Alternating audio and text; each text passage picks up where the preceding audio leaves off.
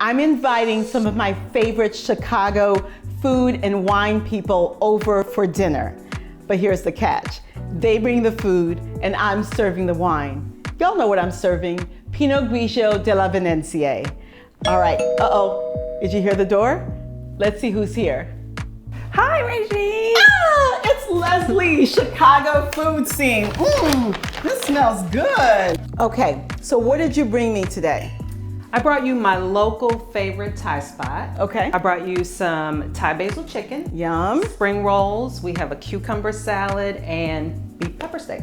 And I love that you brought me something with a little heat. Yes. I'm gonna be like real about it. I'm just gonna lean over and grab one of these. Okay. And I'm gonna put some jalapeno pepper in it. Okay. And I hope I don't mess up this video coughing from all this heat. But what's gonna happen is the Pinot Grigio is going to balance off the spice in the jalapeno peppers. Okay. And, oh, you're gonna do the same thing. I might as well grab one okay. too, right? Okay, you ready? Let's do it. Adds a little bit of acidity. It doesn't feel too hot in your mouth. It's delicious.